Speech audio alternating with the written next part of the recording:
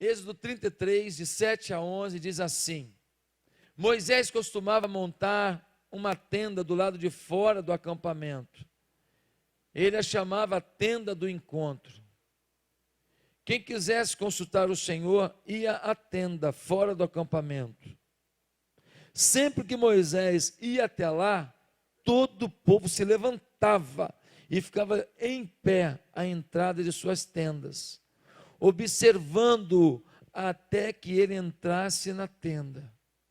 Assim que Moisés entrava, a coluna de nuvem descia e ficava à entrada da tenda.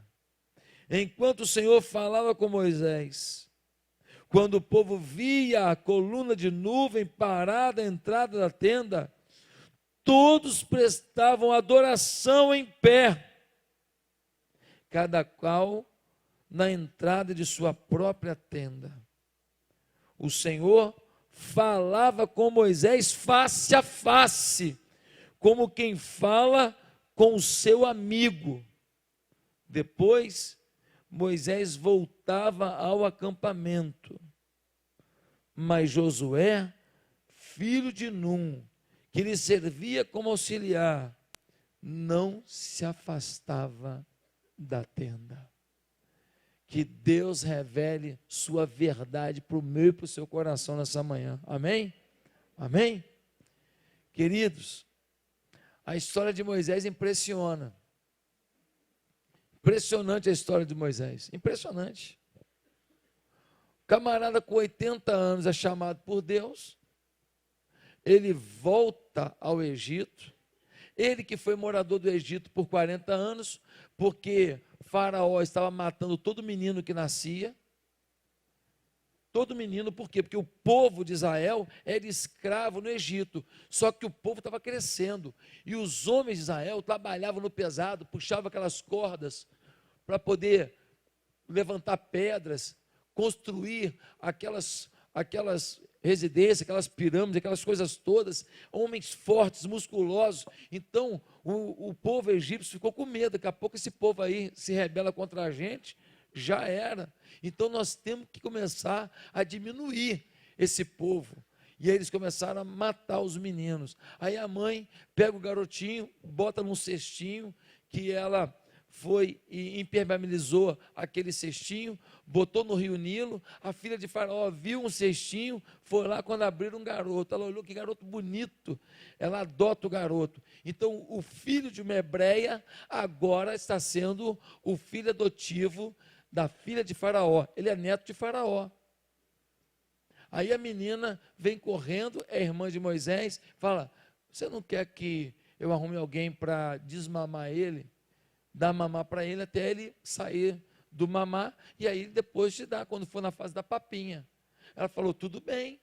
Aí a Miriam vai lá e chama a própria mãe, Joquebede, a mãe de Moisés. Ela vem, pega o próprio filho, e agora está ganhando um salário da filha de Faraó, para dar o leite do seu amor para o seu próprio filho. Tem coisa melhor? Quantas mães aqui gostariam de ganhar um salário por cada amamentada? Hein? Que isso, coisa boa demais, né? Aí ela foi, criou o filho, ensinou coisas para ele, princípios para ele e tudo, e depois ele foi para a casa da filha de Faraó. Com 40 anos, ele descobre a realidade.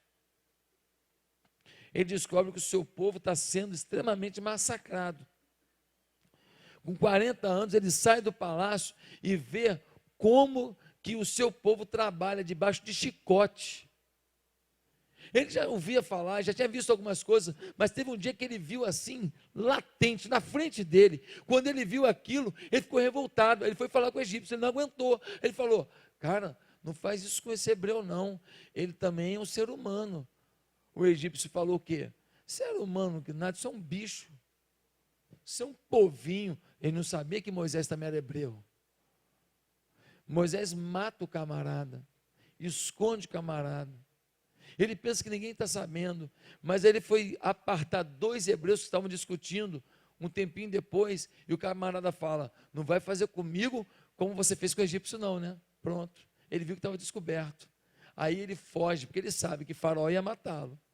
Vovô era cruel. Vovô era terrível. O que matou um egípcio? Vou matar você. Ele foge. Agora ele com 40 anos, comia caviar, picanha, camarão catupiry, frequentava Outback, Barra Brasa, viajou para Paris, ficou no hotel 6 estrelas. Agora ele vai morar onde? No deserto. Agora vai ter que torcer para o Botafogo. Sofrimento total. Sofrimento total. Aí ele agora está lá, desculpa Botafoguense, foi só para descontrair. Aí ele vai lá agora para o deserto, ele está lá cuidando de bicho, falando, caramba, minha vida mudou, né?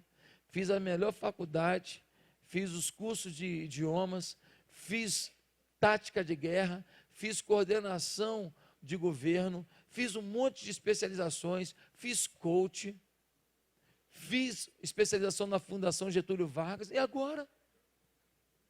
Estou aqui, cuidando de bicho. Minha vida acabou. Minha vida agora é o quê?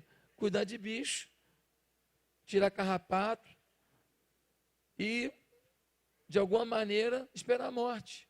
Com 80 anos, Deus aparece para ele e fala, volta lá no Egito, vira para o faraó e fala para ele, faraó, vem buscar o povo, vai sair todo mundo.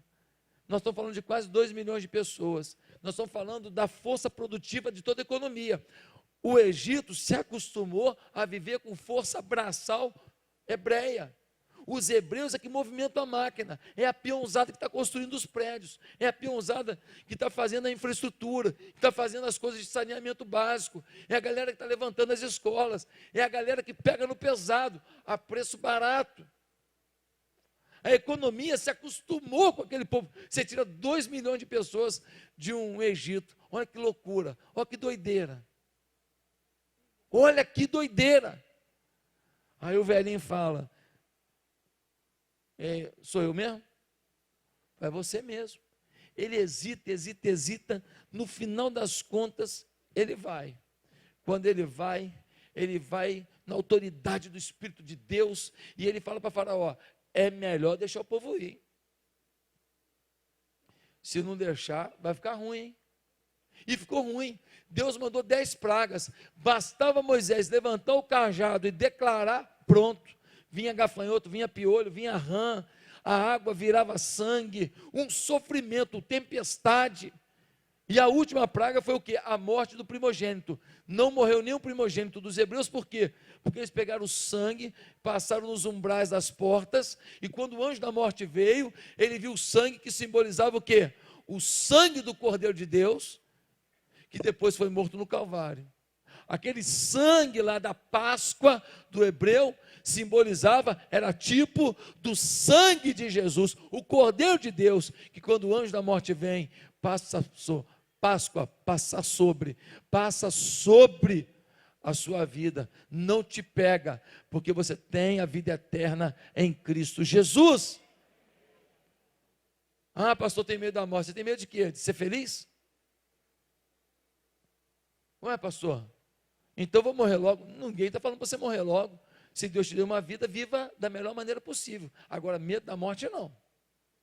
Porque para nós que temos Jesus Cristo, o sangue do Cordeiro está sobre nós. Então, a morte não nos pega, a morte física vai nos pegar, mas nós teremos agora a eternidade com Jesus, o céu.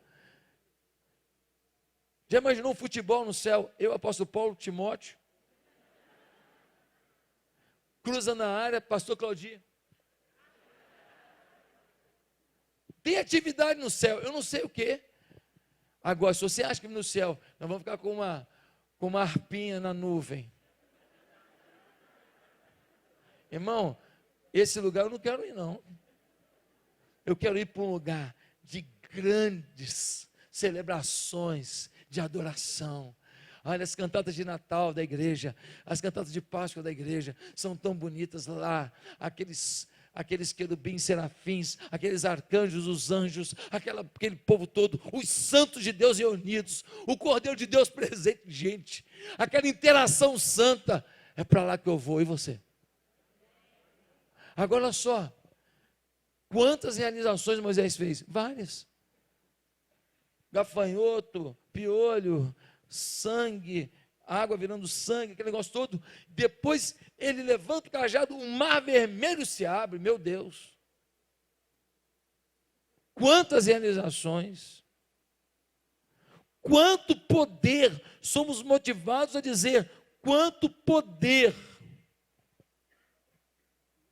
Duas coisas que marcam na vida de Moisés, mas queridos, Êxodo 33, o texto que eu li, mostra que Moisés deveria ser menos conhecido por suas conquistas e realizações do que pela sua intimidade com Deus. Diz o texto que Moisés montava sua tenda fora do arraial.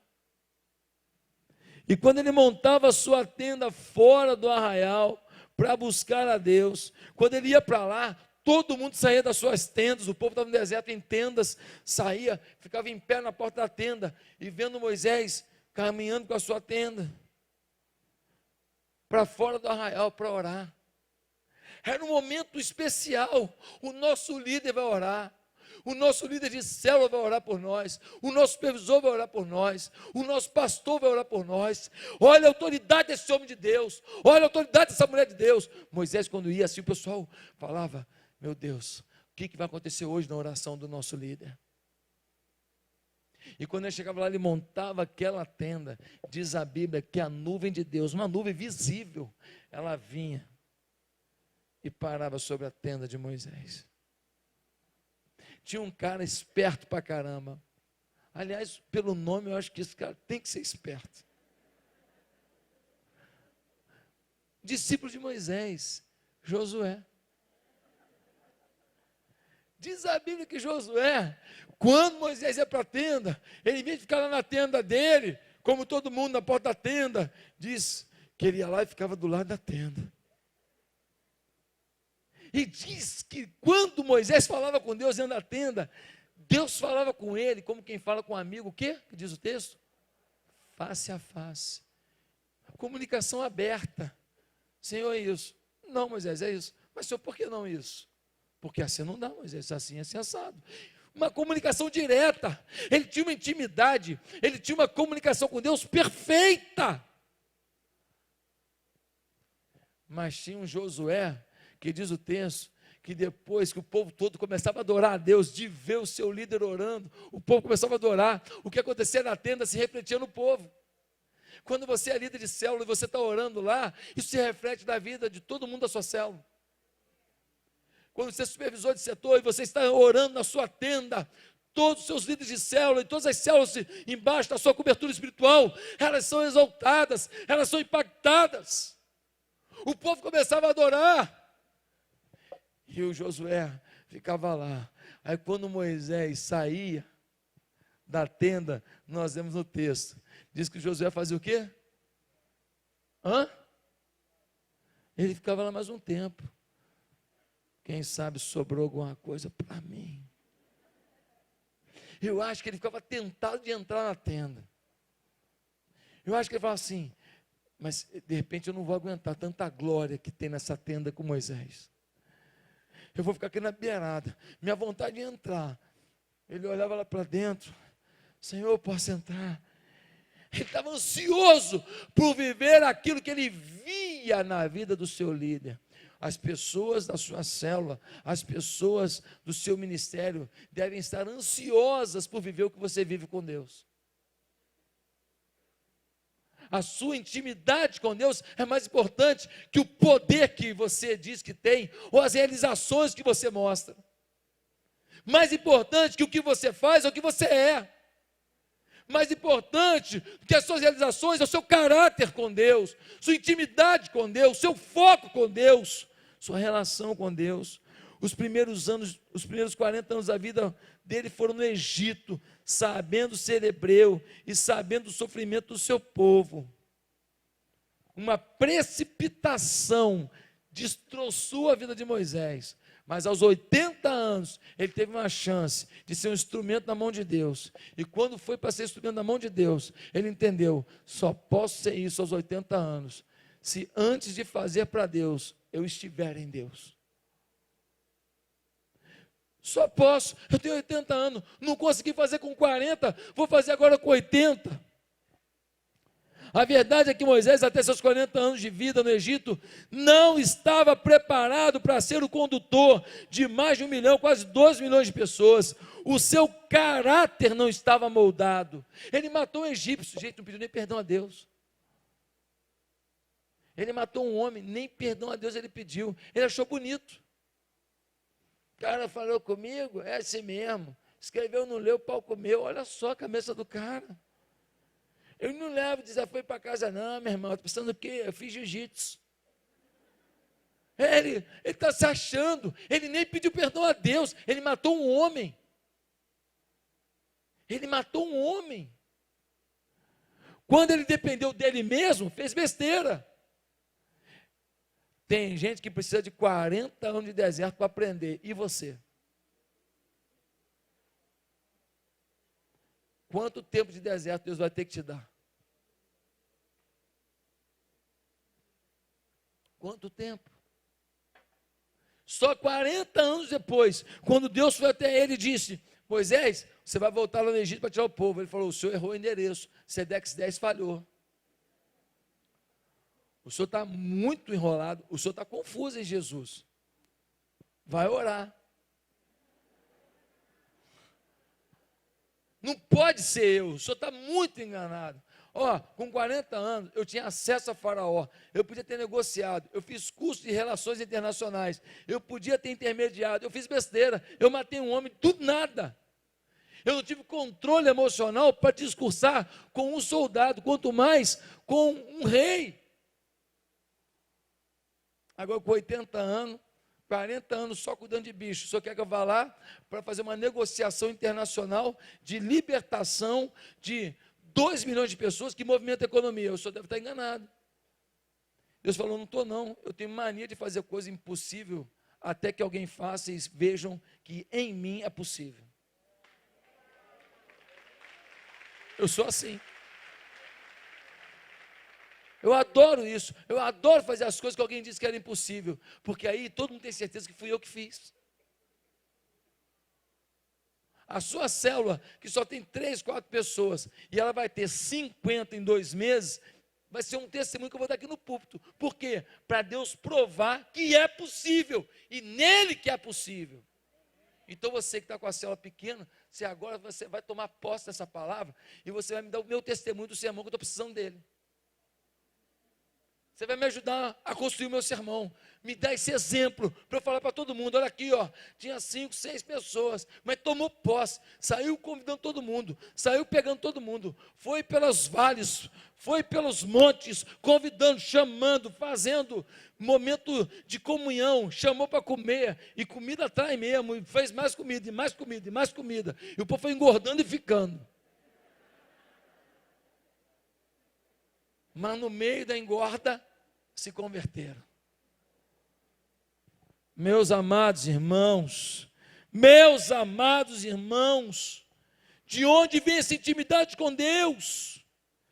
Creio que aí está a marca mais impressionante da história de Moisés. Não o que ele fez, mas a intimidade que desfrutou. Por isso, só após 40 anos no deserto, vemos um homem sensato diante do Pai. Moisés é um novo homem, de autossuficiente, se achando capaz de iniciar um plano de libertação. Ele agora é uma pessoa totalmente dependente de Deus, e consciente da sua fragilidade. De um homem de ímpetos pessoais, agora ele ouve a voz de Deus primeiro. De um homem que usa os seus braços, agora ele acredita nas suas orações. Moisés mudou completamente. Moisés passou de uma pessoa que ouvira falar do Deus de Israel, a uma pessoa que conhecia o Deus de Israel como ninguém na face da terra. Ninguém desfrutou em toda a história da humanidade, da intimidade que Moisés teve com Deus, a não ser Jesus, que é covardia. Quais são as conclusões que eu tiro nesse texto? Quais são as conclusões, meus irmãos? Eu queria que você prestasse atenção no que eu vou falar hoje, porque pode determinar o rumo da igreja. Hoje é o dia da virada na igreja. Hoje é o dia da virada. Hoje, todo mundo aqui que frequenta uma célula, que é ali de célula, vai liberar perdão total para tudo que tem acontecido, que tenha magoado você numa célula. Hoje aqui, todo mundo que pertence a uma célula vai dizer: essa célula não fecha por decreto nenhum do inferno, nem de homem algum. Hoje aqui, todos os líderes vão dizer: eu nasci para pastorear, e aquilo que vier na minha mão, 5 pessoas, 10 pessoas, eu vou fazer com esmero, com qualidade, com excelência. Eu seria a voz de Deus na vida daqueles que Deus me der. Hoje aqui, os jovens que estão indefinidos, porque amam louvar a Deus, mas estão pensando na carreira, como é que vai ser. Ou os empresários que amam servir a Deus, mas estão achando que para poder ser pastor, tem que deixar de ser empresário. Não tem nada a ver. Você pode ser um empresário e pastor. Você pode trabalhar na sua empresa a semana inteira e você ter um ministério, ajudar pessoas, reunir empresários ganhados para Jesus, discipular pessoas, levar seus funcionários a conhecer a Deus. Deus pode te usar do jeito que Ele quiser. Talvez você seja uma pessoa que está trabalhando lá na sua casa, você não vê ainda que pode liderar a célula, você não está assim, eu estou um pouco receoso. A gente respeita você, mas você fala: mas a célula pode ser na minha casa, e eu vou botar a melhor toalha, eu vou lavar tudo para ficar bonitinho. O cachorro, eu vou prender lá atrás, para ele não atrapalhar a célula, aquele miserável. Eu vou botar lá minha xícara, que eu ganhei no meu casamento. Se quebrar não tem importância, foi para Jesus. Eu vou botar tudo bonito, o melhor que eu tenho. Eu vou botar minha geleia de melocotão em base, eu vou pintar o copo para ficar bonitinho então. É o melhor que eu tenho. Eu vou preparar para receber, porque a minha casa vai ser uma casa de acolhimento, uma casa de esperança, uma casa de amor. Quem entrar na minha casa, se o líder de célula não atrapalhar, a pessoa vai se converter só nem entrar. Você toma posse dessa palavra? Meus amados irmãos, quais são as conclusões que eu tiro aqui, que tem que nortear a sua vida? Primeiro, há lições na vida que a gente só vai aprendendo no deserto. Então não se revolte com os seus desertos. Tem lições na vida, querido, que a gente só aprende nas lágrimas. As lágrimas regam o nosso chamado. Num piso regado pelas nossas lágrimas, qualquer semente que nasce frutífera, poderosa, para que muitos frutos sejam colhidos, gerando mais sementes e mais plantas e mais frutos para mais gente. Moisés, no deserto, aprendeu a ouvir Deus. No deserto, aprendeu a ouvir o seu interior. Deus não é montadora para produzir carro em série. Ele não produz santos instantaneamente. A palavra deserto aqui no hebraico significa midbar, cuja raiz é dabar, que literalmente significa falar. O que o texto está dizendo é que Deus fala no deserto. Deus se expressa no deserto. Moisés aprendeu que o deserto era o lugar onde Deus falava, e não podia ser diferente, pois no silêncio e na aridez das horas passadas ali, sem distração, sem nenhuma disputa por sua atenção, a única voz que Moisés podia ouvir era a voz do Eterno. Meus amados, às vezes nós não estamos conseguindo aprender as lições que Deus tem para a gente. E Deus permite uma situação. Não é que Deus fez, mas permitiu. E aí, quando esse deserto vem na sua vida, essa luta, você, ao invés de transformar o seu deserto no seu grande aprendizado, para que você seja o grande líder que Deus quer, para que você seja o testemunho vivo de Deus, você entra num processo de criticar Deus, de se revoltar com a sua igreja, de acusar os seus irmãos, de achar que Deus foi desleal com você. O que você seria se não fosse essa dor que você carrega? Talvez um dia, ao chegar no céu, você diga assim: por que você botou na minha vida esse problema? Deus vai falar para você assim: porque eu te amo demais. Como assim? Querido, você não sabe que desgraça que você ia ser se não fosse esse problema. Você não sabe o que você ia se tornar. Você não sabe o que ia ser do seu casamento. Você não sabe as impurezas que vão dominar a sua vida. Sabe aquele dia que você chorou? Sabe aquele dia? Eu estava vendo. Você pensou, você até falou naquela oração, eu estava lá vendo. Você falou assim: esqueceu de mim, Deus? Não, eu tentei te falar, mas você estava tão chateado que não prestou atenção. Eu falei: não, eu me lembrei muito. Por isso eu estou permitindo que você tenha um freio, que você tenha um pit stop na sua caminhada, que você tenha uma luta da sua trajetória. Mas eu estava te dizendo que isso tudo era passageiro, é um período. Vai chegar um tempo em que nada disso vai fazer parte da sua vida, mas eu precisava preparar você para o melhor tempo comigo. Melhor tempo. O seu deserto não é um motivo para você se revoltar contra Deus, não.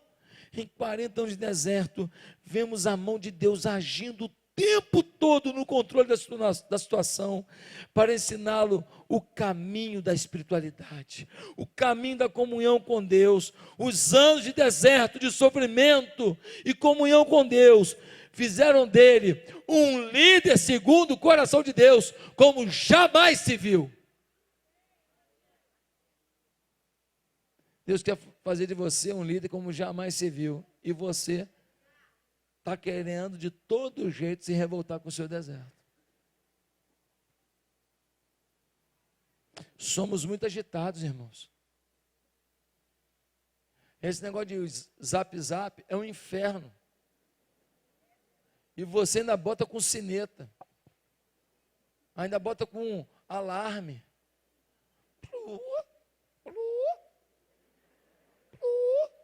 Você começa a orar, fala para mim, não aconteceu já? Você começa a ler a Bíblia, o barulhinho vem do quinto dos infernos. Aí o diabo fala assim: dá uma interrompidazinha, só para ver quem é. Aí você dá uma interrompidazinha e abre. Quando abre, é um vídeo engraçado. Você perdeu o foco. Pastor, mas eu não posso desligar o celular. Se alguém tentar falar comigo, se alguém tentar falar com você, tentou falar na hora errada. Bota no silencioso, bota lá dentro do último armário, ameaça ele de morte, se tocar tu vai ver. E deixa esse negócio lá.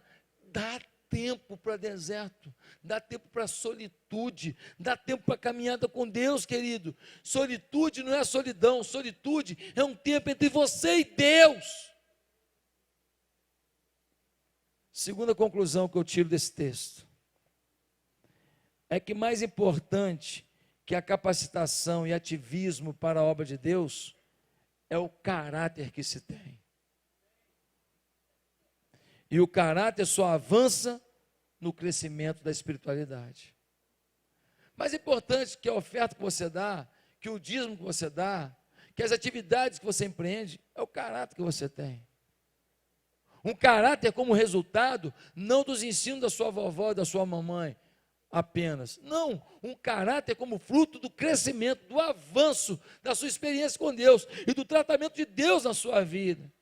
Moisés tinha feito faculdade, curso, estágio, tinha experiência profissional, mas no deserto é que ele aprendeu a ter caráter, a não matar os outros na hora da raiva, a não fugir de um acerto com Deus quando fez besteira. Foi no deserto que ele deixou de ser esquentadinho, paviozinho curto. Foi no deserto que ele parou com essa história que eu não levo desaforo para casa. Foi no deserto. Foi no deserto que o caráter dele foi tratado. Foi no deserto que ele falou o eu não consigo correto. Porque lá, quando ele estava no Egito, quando ele viu o cara agredindo o hebreu, ele foi falar com o egípcio. Ele falou, eu não aguento ver um desaforo desse, eu mato. Mas quando Deus foi chamá-lo com 80 anos, depois de 40 anos de deserto, foi que ele disse, eu não aguento fazer isso porque eu sou frágil. Primeiro, se achava tão forte que agrediu alguém. Agora, se acha tão fraco que mesmo sendo uma chamada de Deus, ele entende que alguém deve fazer, ele não pode. Veja a mudança no caráter. O problema é que a gente acaba, muitas vezes, meus irmãos, valorizando o ativismo e esquecendo do caráter, da postura. Alguém disse que se nos preocuparmos com a profundidade de nosso ministério, Deus cuidará de sua largura. Se cuidarmos do crescimento espiritual, o crescimento numérico será aquilo que Deus pretende que seja. Se você crescer sem caráter, se seu ministério crescer sem caráter, se sua influência crescer sem caráter, o reino de Deus está em risco. Porque quanto mais alto você chegar, na hora da sua queda, porque é questão de tempo, mais gente vai ver a vergonha do nome de Deus. Quanto mais alto você for, sem caráter, pelo seu ativismo, pela sua competência, pelo seu talento, e isso, e tal, e lá em cima, você apronta, todo mundo vê. E o nome de Deus fica aí, subjugado, humilhado. Deus quer te dar um ministério relevante. Deus quer te usar para coisas que você nunca imaginou. Você sabe que eu fui pregar em Dubai, e quando eu fui pregar lá, eu conheci um pastor maravilhoso. Ele é cirurgião plástico. E ele, como cirurgião, ele tem operado um monte de mulher muçulmana e homem muçulmano. Esse pessoal tem uma vaidade incrível, não muda em nada para os brasileiros, para os americanos, é igualzinho.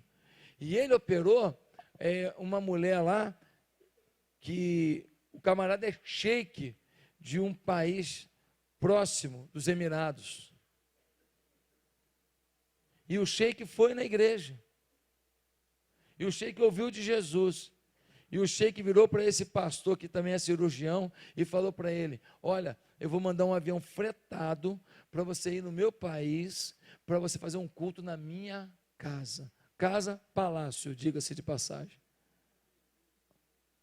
Esse homem de Deus, que é um cirurgião muito bom, ele agora ganhou credibilidade para pregar para aquele muçulmano um sheik. E o sheik foi tão encantado com aquela palavra, falou assim, eu vou mandar um avião fretado, você bota o povo da sua igreja no avião. Eu não sei se é para poder matar no avião. Acho que não. Descer com eles direto do Estado Islâmico, né? Acho que não. Vocês vão de avião, vocês vão descer, vocês vão fazer um culto no meu palácio. Meus amados irmãos, Deus quer nos usar, mas você precisa tratar da sua intimidade com Deus. Pedir que Deus mova o seu coração, tire as coisas que não valem a pena, tire as coisas que envergonham o nome dEle, tire suas posturas mundanas. Em terceiro lugar, terceira lição que eu vejo nesse texto, é que não avançaremos para uma espiritualidade contagiante, enquanto não nos conscientizarmos da fragilidade de nossa condição atual. Não vamos avançar enquanto não avaliarmos quem somos. O Moisés quis fazer uma coisa do jeito dele. Ele estava achando que ele era poderoso para aquilo, que ele tinha sabedoria para aquilo, fez besteira. Foi quando ele viu a sua fragilidade, eu sou tão falho, Senhor, eu não tenho condição, Senhor. Depois ele fala para Deus, Deus, eu não sei nem falar, Senhor, eu não sei falar, manda alguém que sabe falar. Senhor, eu sou um velho de 80 anos, eu não tenho condição, eu perdi já o fio da meada, não dá para mim. E ele ficou dizendo para Deus, manda outro. Deus falou, é com você. Não adianta passar para ninguém, meu irmão. Deus está te falando hoje. Tem gente para ser salva ao seu redor que é com você. É com você. Ah, pastor, só tem que ir lá para orar. Ô, irmão, me esquece, me erra.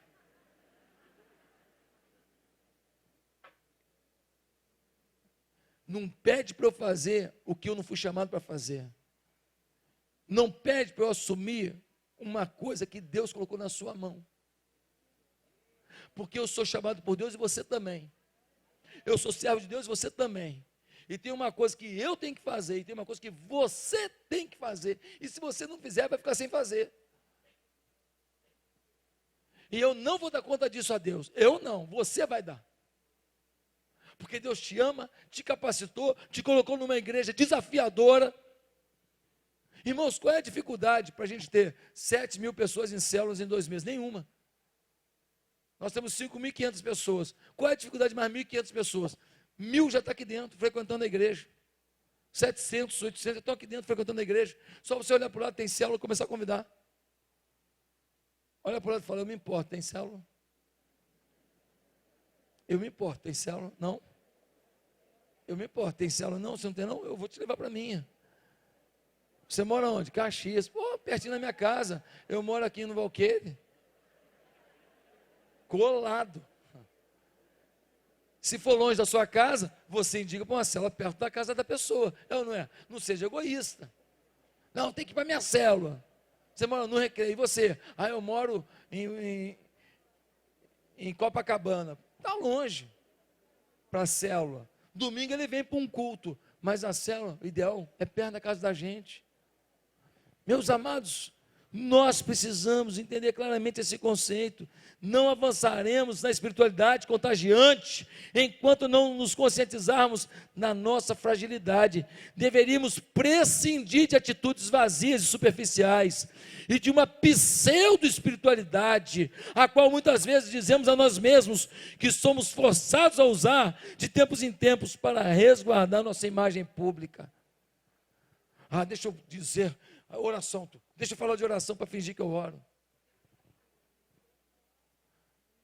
Ah, a pessoa está falando aqui de experiência com Deus. Deixa eu inventar uma historinha para falar que eu também tenho. A pessoa está falando aqui de evangelismo. Deixa eu contar uma história que a minha avó me contou para dizer que eu também sei o que é evangelismo. Pseudo-espiritualidade. Irmão, ouve a frase que eu escrevi ontem à noite. O problema é que a gente acaba acreditando que somos o que representamos. Ou pior, decidimos nos preocupar com isso após algo que consideramos mais relevante. O que eu estou querendo dizer é que a gente começa a viver um papel. A gente começa a viver uma máscara. O maior impeditivo da sua espiritualidade é a religiosidade. É vir para a igreja e falar assim, pronto, eu sou fera de Deus, eu sou artilheiro do Senhor, eu vim para a igreja. Você é, se você tomar posse do que você é. Você é, se você acreditar do que você é.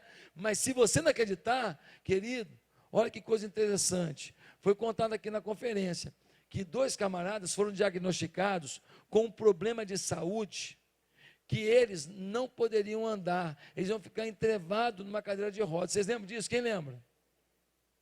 Não, uma cadeira de rodas. 2 camaradas. É uma doença terrível. Um deles falou assim, eu não vou aceitar isso não, eu vou me exercitar, eu vou começar a correr, eu vou fazer trabalho de atleta, porque eu vou lutar contra essa doença. Sabe o que aconteceu? Esse cara bateu um recorde mundial de corrida.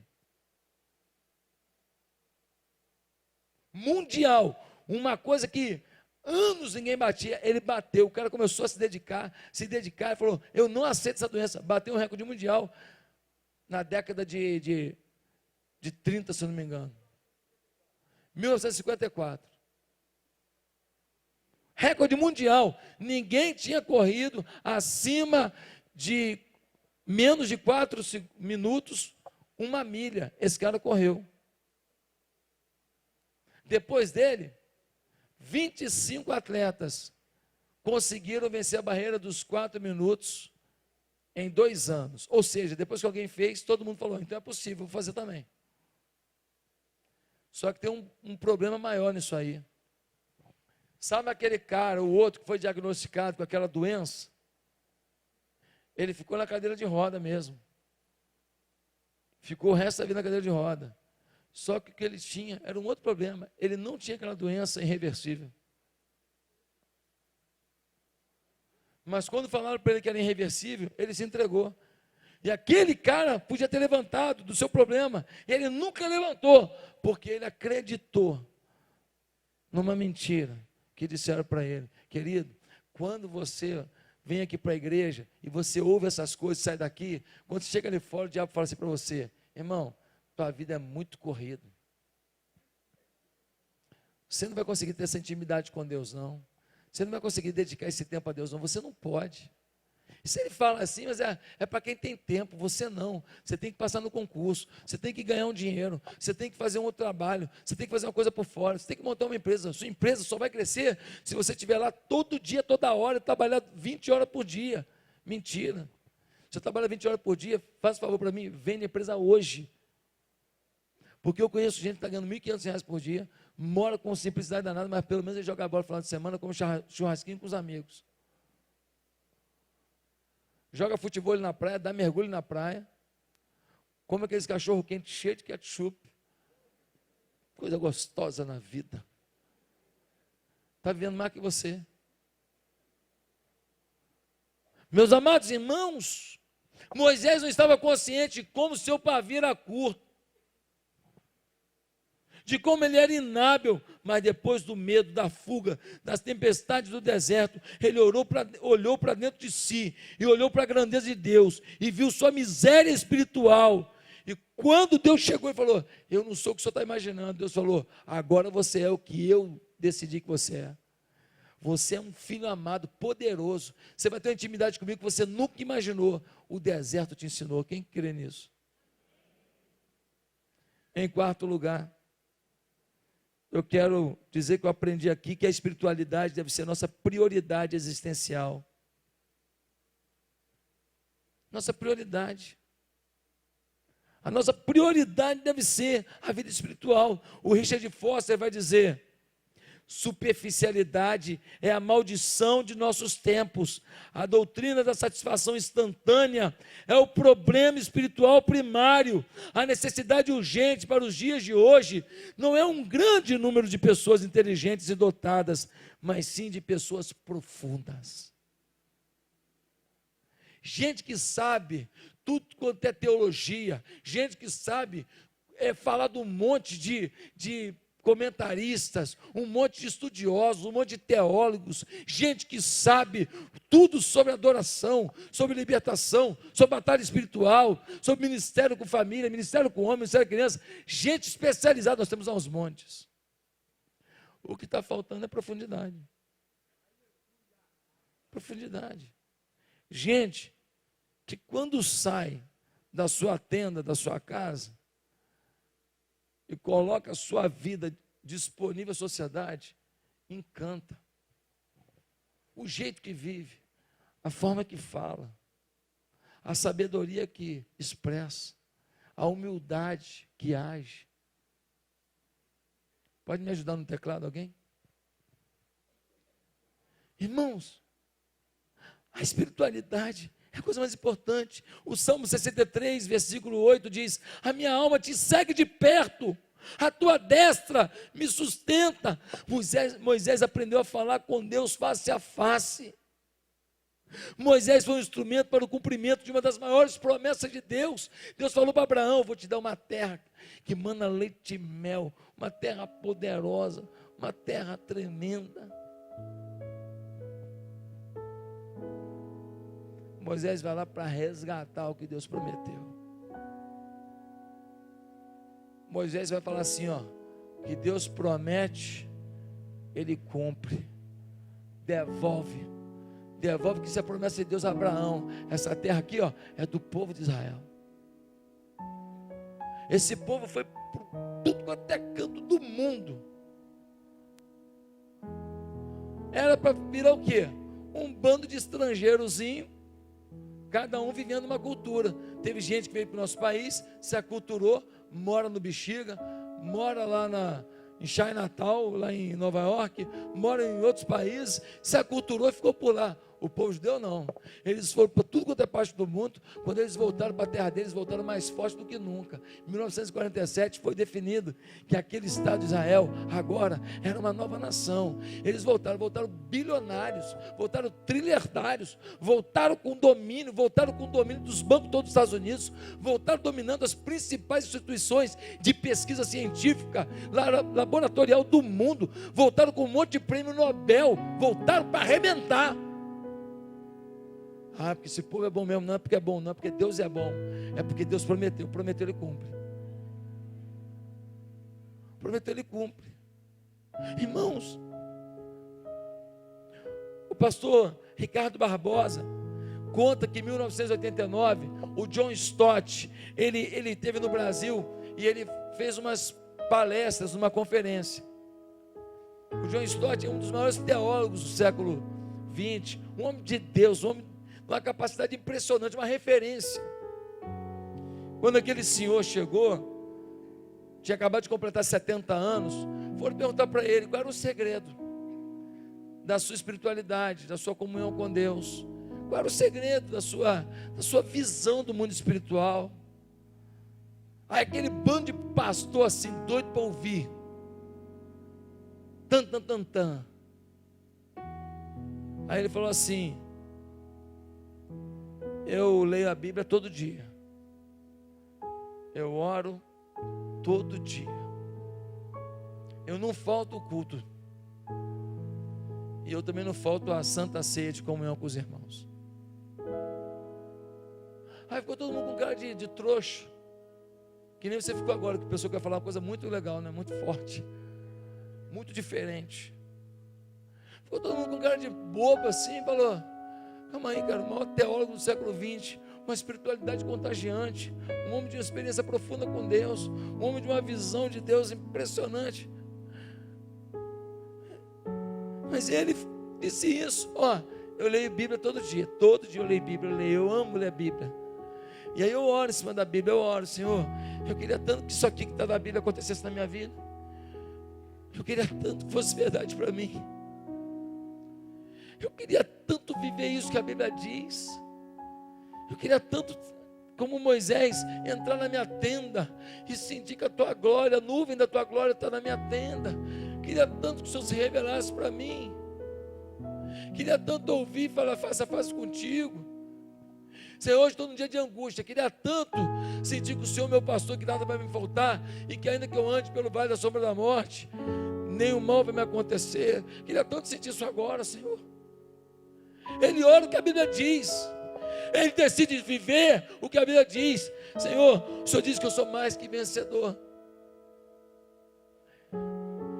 Senhor, o Senhor diz que as minhas palavras serão irresistíveis.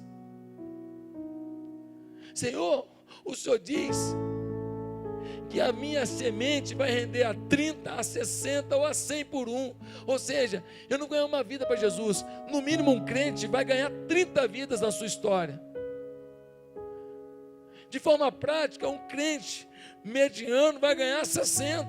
E um crente que vai se dedicar, no mínimo vai ganhar 100 pessoas.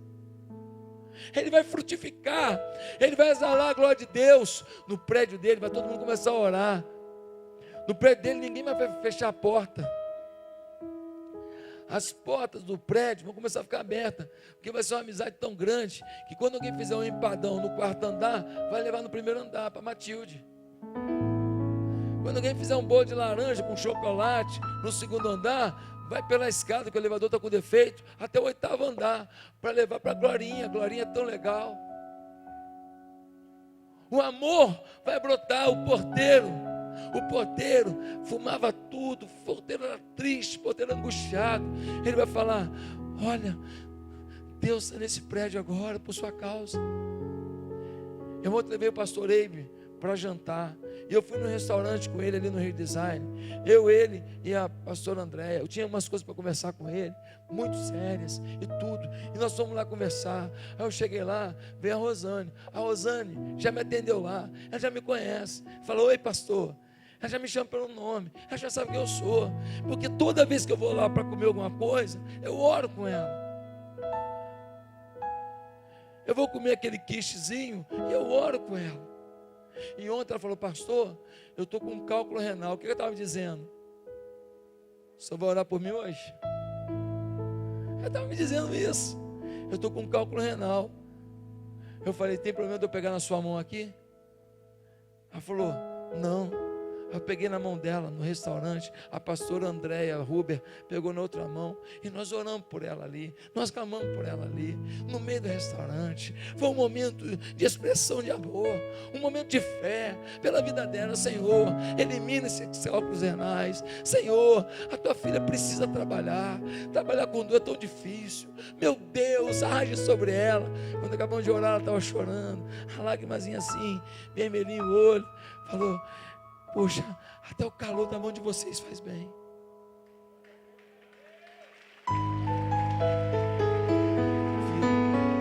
Vida, você tem vida. Você tem vida, você tem a resposta, você tem esperança. Por isso, a espiritualidade deve ser prioridade. Você tem que acordar de manhã e falar: hoje eu tenho que conhecer mais de Deus, eu tenho que falar com Deus, depois eu faço o resto, depois eu trabalho, depois eu vendo, depois eu planejo, depois eu costuro, depois eu furo para o chão, depois eu pinto parede, depois, primeiro Deus.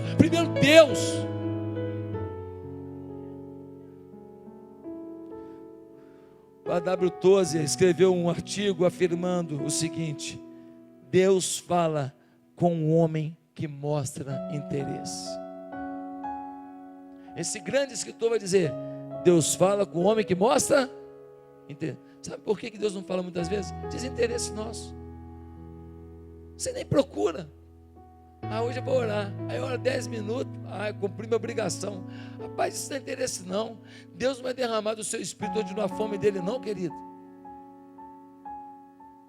Nós temos que salvar essa humanidade. Nós temos que salvar, nós temos que mudar essa história. Seu coração não arde pelos outros não. Seu coração não arde não. Você está vendo aí as meninas tudo se prostituindo. A garota foi lá para o baile funk, eu contei isso aqui ontem. A garota foi para o baile funk. Aí a Globo fez a reportagem. Aí ela tem 13 anos, ela ficou grávida. Foram perguntar para ela quem é o pai. Ela falou assim: eu não lembro não, porque eram vários meninos e eles foram aproveitando de mim, mas eu sei que o que ficou mais tempo comigo tinha tênis amarelo. 13 anos, a criança. Criança, pastor, sabe tudo, é criança. Aprendeu um monte de perversão. É uma criança que sabe perversão. 13 anos, gente.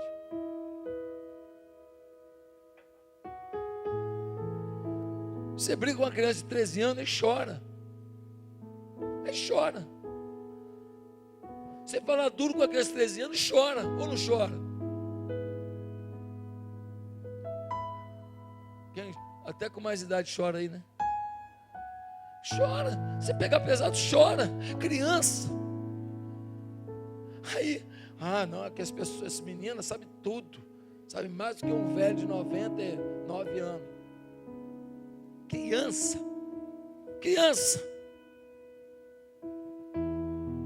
Em quinto lugar, eu aprendo que eu e você podemos ser espirituais. Essa é a boa notícia. Eu aprendo que até um assassino pode ficar espiritual. Eu não matei ninguém ainda. Um cara nervosinho, sanguíneo, pode se tornar um homem espiritual. Então há esperança para você, pimentinha, nervosinho. Você que gritava o tempo inteiro, você que jogava um copo no chão, pois é, você pode se tornar o homem mais manso da terra. Ele foi chamado do homem mais manso da terra. Boa notícia, ou não é? Boa notícia. Tem mulher que está falando assim, aleluia, a esperança. E tem marido dizendo, aleluia 10 vezes. A esperança.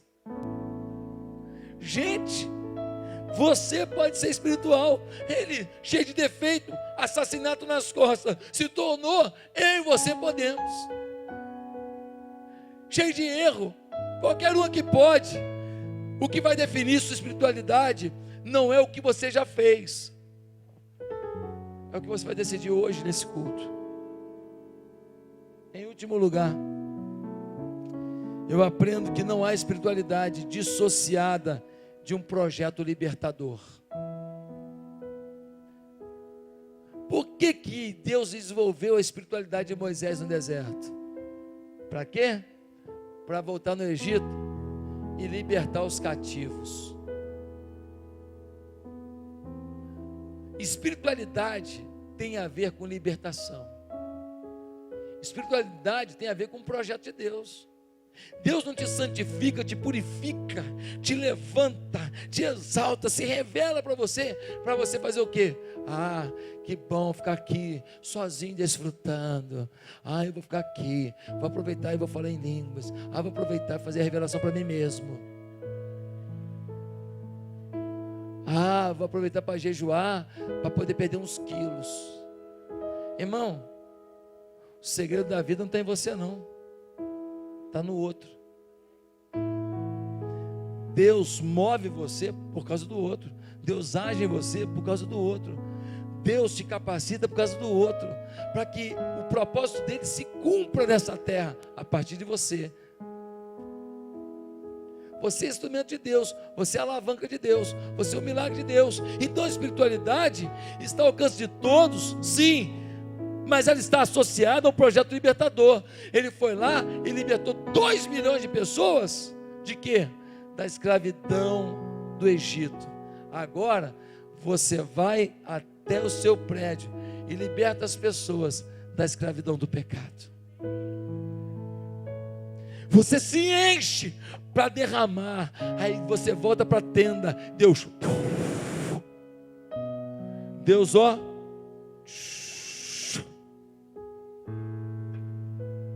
aí você está cheio, aí você vai, bebe aí, ei, bebe aí, quer mais? Quero, mais, Senhor, me sugaram, esses discipulados foram difíceis hoje, volta para a tenda.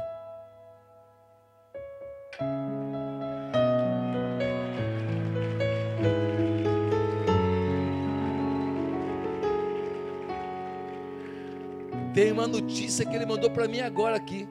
Sabe o que ele falou? Ele falou assim, fica tranquilo, que eu tenho o suficiente para encher tua vida o tempo inteiro. O tempo inteiro.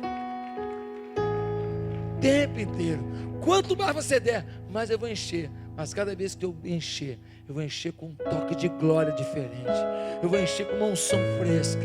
Eu vou encher com uma experiência nova. Eu vou encher com uma visão diferenciada. Porque você é meu filho amado, minha filha amada, em quem me comprazo. Quero terminar essa mensagem perguntando: tem alguém aqui que hoje foi tocado por Deus? E hoje está decidido a fazer com que a obra de Deus avance de uma maneira impressionante na vida da igreja? Nós queremos batizar esse ano 1000 pessoas. Nós tínhamos um alvo de 900 células. Ontem a gente passou para 1000. A gente, que eu digo, eu e Deus, porque ninguém foi ouvido. Assim, para 1000. Tem que abrir 346 células esse ano e não fechar nenhuma. Nós temos 654 células. Tem alguém aqui que está falando assim, pastor, Deus vai me usar então. Eu vou buscar a essência de Deus. Eu vou fazer o que Deus quer que eu faça. E eu vou me esforçar. Eu vou encher minha célula. Eu vou convidar meus amigos todos. Eu vou trabalhar para Jesus como nunca trabalhei. Tem alguém dizendo assim, ó, pastor, eu quero, no mínimo, discipular muito bem uma pessoa, no mínimo. Se eu vou ser um líder de célula depois, aí Deus que vai me dizer. Mas aqui, eu me coloco à disposição, no mínimo, vou pegar uma pessoa, vou cuidar, vou ensinar, vou dar amor, vou ligar, como é que você está? Uma boa segunda-feira, não deixa a peteca cair não, hein? Vai em frente. Depois de terça-feira, como é que você foi? Você leu a Bíblia hoje? Deixa eu ler um versículo para você. Eu vou cuidar bem, quem pode fazer isso? Quem pode fazer isso? Quem pode discipular bem uma pessoa? Se você vai ser líder de multidão depois, deixa Deus falar. Você pode discipular bem uma pessoa? Então você vai chegar na sua célula e falar assim: aqui, me dá alguém para eu discipular. Me dá alguém, manda. Eu não quero que você discipule 20 pessoas e mal discipulado, não. Eu quero que você discipule 3, 2, 4. O máximo que você pode, é só isso, então é isso. Mas bem, com amor, com dedicação. Quero que você pegue a pessoa e seja você a pista para ela levantar voo. Quero que você discipule um monte de gente. Não quero não, está errado. Está discipulando um monte de gente. Começa a pegar, botar um debaixo do outro. Discipula os seus principais discípulos, aqueles que estão dando mais resultado, que estão te ajudando a cuidar mais das pessoas, aqueles que estão mais engajados, aqueles que estão mais comprometidos. Irmão, tem que ser assim. Tem que ser assim. Aqueles que te ajudam a cuidar de mais gente, porque o mundo está sofrendo. Temos que ter mais gente para cuidar. Segunda pergunta que eu quero fazer hoje: quantos aqui hoje aceita o desafio de liderar uma célula? Não precisa levantar a mão não, estou deixando você à vontade, é você e Deus. Mas fala para Deus agora: aqui, eu vou chegar para o meu líder e falar assim: eu quero me preparar para liderar uma célula, cuidar de gente. Eu quero pastorear 3 pessoas, 4, 5, 10, o que Deus me der, eu quero. Tem gente sentindo isso aqui hoje? Tem? Não precisa levantar a mão não, não vou pedir. Não? Você tem? Estou vendo pelo olhar que sim. Estou vendo gente falando sim. Quantos anos você tem? Eu tenho 80. Então, boa idade, hein? Mesma idade de Moisés. Que bom. Eu tenho menos de 80. Ih, você está com fôlego de sobra, então. Última pergunta, para terminar o nosso culto: quantas pessoas aqui hoje querem entregar a vida a Jesus? Querem viver isso, esse sentimento de andar com Deus, de ter uma tenda, de sentir Deus, de falar com Ele, de entender os seus propósitos? Quantos querem ser uma referência para suas famílias? Quando você for para a tenda, a sua família vai ficar de pé, vai começar a adorar a Deus, que vai sentir o impacto da sua oração. Quantos aqui querem hoje realmente pegar seus problemas, seus pecados e colocar na mão de Jesus e dizer: Jesus, muda a minha história? Quantos querem reconhecer Jesus como o único e suficiente Salvador hoje, como o Rei da Glória? É Ele que te leva ao Pai. Ele é o Cordeiro de Deus que morreu na cruz para que você chegue a Deus. E agora a sua espiritualidade só acontece por causa de Jesus. Quando Ele morreu na cruz, Ele disse: Pai, eu paguei o preço, o Senhor pode receber esse filho aqui? O Senhor pode encher com o teu espírito esse filho aqui? E Deus falou: você pagou o preço, eles podem entrar. A entrada foi paga, os portões estão abertos, mas tem gente que não quer entrar. Tem gente que não quer. Você quer hoje começar uma nova vida com Jesus? Sinceramente, baixe a sua cabeça, eu quero orar com você. Você quer começar uma nova vida com Jesus? Repita comigo essa breve oração. Ninguém precisa ouvir. Aonde você está, diga assim: Santo Deus, nesta manhã eu quero me entregar a Jesus, pedir perdão pelos meus pecados e pedir que Jesus mude a minha vida. Dizendo no nome de Jesus Cristo que eu peço perdão pelos meus pecados e decido fazer de Jesus o meu Senhor. Quero conhecê-lo, quero ter intimidade com Ele, quero que Ele esteja presente na minha tenda, quero ser instrumento dEle para fazer nesse mundo a vontade dEle. Senhor, muda a minha história em nome de Jesus, amém.